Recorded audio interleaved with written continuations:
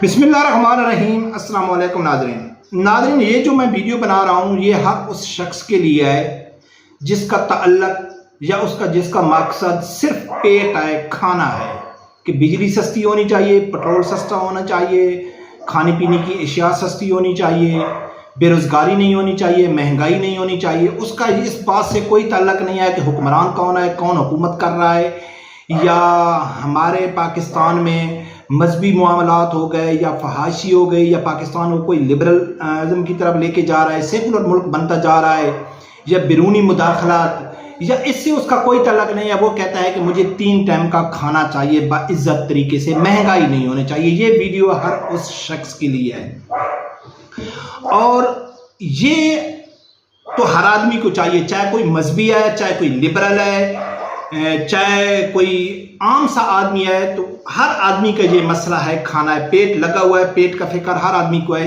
यही पेट हर काम इंसान से कराती है, लेकिन सोच और तरीका और मशवरा और दलीलें अलग अलग हैं। एक आदमी कहता है कि नहीं यार, आप शरी निज़ाम लेके आओ, आप अल्लाह के ऊपर भरोसा करो, आप दुआनावी मामलात को दुरुस्त करो, ईमानदारी लेके आओ, इंसाफ लेके आओ, शरी निज़ाम लेके आओ, फिर देखो कि अल्लाह की ज़ात आपके लिए रिज़्क़ के दरवाजे कैसे खोलता है। ये है मजहबी लोगों का दलील है। लेकिन जो हैं लिबरल लोग, वो हैं तो अपने आप को मुसलमान कहते हैं, लेकिन वो इस दलील के ऊपर यकीन नहीं रखते। वो प्रैक्टिकल अकली तौर पर सोचते हैं कि यार देखो, अगर हमने फलां से तलाक़ात ख़त्म किया तो हमने उनको कर्जे कैसे वापस देंगे, हमारे मुल्क में कोई ज़ख़ैर नहीं है, हमारे मुल्क में कोई यानी इतनी बड़ी कोई चीज़ नहीं है, हम पहले कर्ज़ों के तले दबे हुए हैं। तो अगर हमने किसी के साथ बिगाड़ दी, किसी के साथ तल्ला ख़त्म कर दिया, तो फिर हम कैसे मुल्क चलाएंगे। ये ऐसा भी नहीं हो सकता है कि हम दुनिया से कट होके तो मुल्क नहीं चला सकते। वो ये दलील देते हैं मुल्क को चलाने के लिए। अब नाज़रीन, मैं आप लोगों के सामने एक वीडियो रखता हूँ, डॉक्टर अफान कैसे रहें। पेशे से वो डॉक्टर है, वीडियो बनाता है, अच्छी वीडियो बनाता है। मैं उसकी कई वीडियो सुनता भी हूँ, लेकिन उसकी कई वीडियो के ऊपर मुझे इतराज़ भी है। पर कब उसकी एक वीडियो मेरे सामने आई तो मैंने जब वो सुनी, तो हालांकि मैं उसका लिंक भी आप लोगों को दे सकता हूँ, आप सुन सकते हैं, लेकिन उस वीडियो में कुछ ऐसे अहम पॉइंट हैं जो इनको ऊपर बात करनी है और उसमें कुछ चीज़ें ऐड करनी है। तो वो उस डॉक्टर अफान की जो वीडियो बनाने का मकसद था, जो उसने एक कौम को या अपने व्यूअर को जो पैगाम देना था, तो वो पैगाम अल्लामा खादिम हुसैन रिज़वी रहमतुल्लाह अलैह उसकी ज़िंदगी का एक मिशन था, यानी कि उसकी पूरी ज़िंदगी उसी पैगाम के ऊपर गुजरी। या अब हम तहरीक लबैक का नाम ले लें, या कोई भी मजहबी लोग हैं जो प्योर मजहबी लोग हैं, जेन्युइन मजहबी लोग हैं, उनकी भी वही सोच है, वही दलील है जो डॉक्टर अफान की वीडियो में मुझे मिली। अब नाज़रीन, मैं आप लोगों के सामने डॉक्टर अफान की वो वीडियो रखता हूँ, वो वीडियो क्लिप सुनो, फिर उसके ऊपर तफसीली बात। हरीश कुमार अल्लाह के वजूद से इनकारी शख्स था।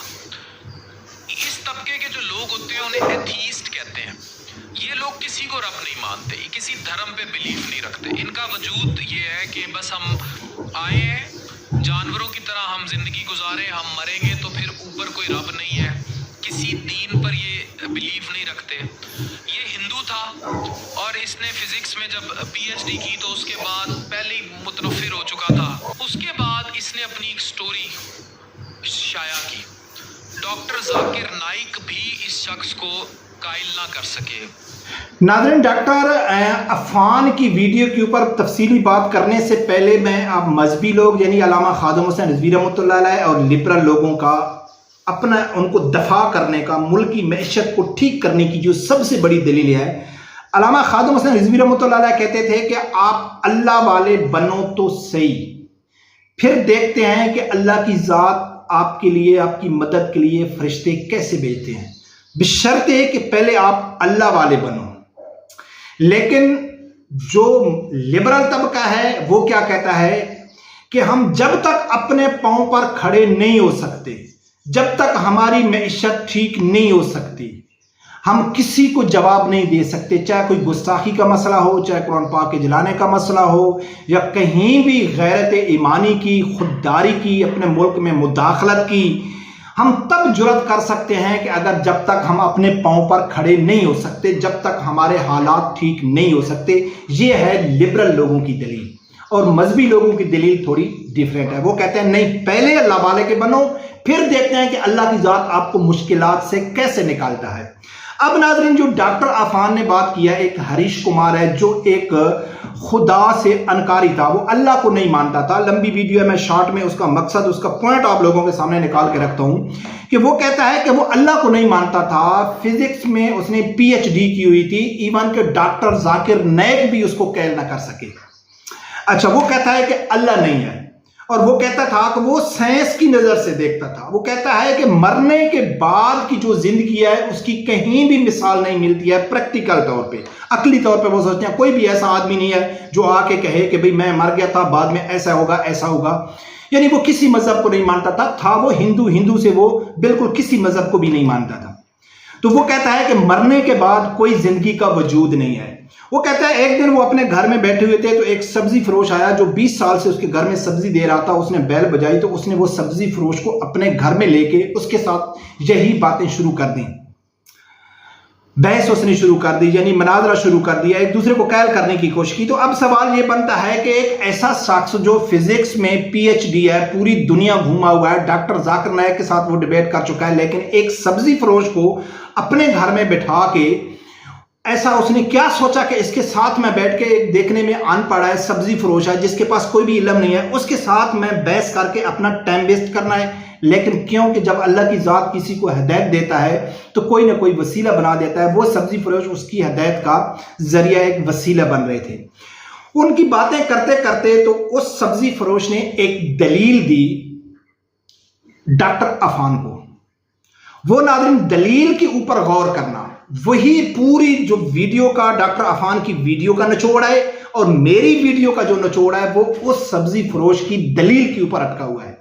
वो सब्जी फरोश उसको कहता है कि देखो डॉक्टर साहब, हरीश कुमार साहब, मेरी एक बात का अब जवाब दे दो। आप कहते हैं कि मरने के बाद जिंदगी का कोई वजूद नहीं है, तो ठीक है, हम आपकी बात मान देते हैं। मैं कहता हूं कि मरने के बाद जिंदगी का वजूद है, जन्नत है, दोज़ख है, अमाल वगैरह ये वो।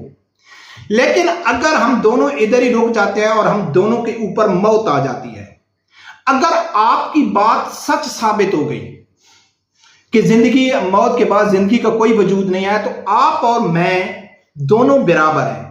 हमने जिंदगी में जो कुछ किया, जैसे गुजारी, ठीक है, मरने के बाद आप और हम बराबर हैं, क्योंकि जिंदगी का वजूद नहीं है। आप भी मर फिट गए, मैं भी मर फिट गया।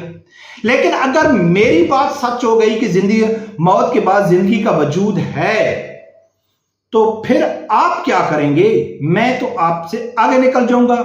मैं तो अपने आमाल की वजह से अल्लाह की जात से तौबा करूंगा। मैं कहूंगा कि या अल्लाह, मैं तो आपके ऊपर भरोसा रखता था, यकीन रखता था, गुनाहगार आदमी हूं, तो मैं तो कामयाब हो जाऊंगा। आप कहां खड़े होंगे?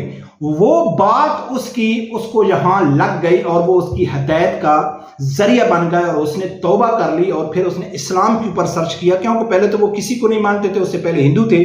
तो बरकत शॉर्ट में उस शख्स ने इस्लाम कबूल कर लिया और अपना नाम भी वही रखा जो उस सब्जी फरोश का नाम था। तो नाज़रीन, ये वो दलील थी सब्जी फरोश की, जो आम देखने में अनपढ़ आदमी था, कि भाई अगर आप उसकी दलील समझ गए हैं कि आप सच हो गए तो हम बराबर हैं, अगर मैं सच हो गया तो मैं आपसे जीत जाऊंगा। अब नाज़रीन आते हैं मजहबी तबके की तरफ, के जो ये कहते हैं कि भाई आप अल्लाह के ऊपर भरोसा करो, फिर देखते हैं कि अल्लाह की जात आपकी मुश्किल कैसे आसान करता है। अल्लामा खादुम हसन रिजवी रहमतुल्लाह अलैह का बड़ा मशहूर ये क्लिप है।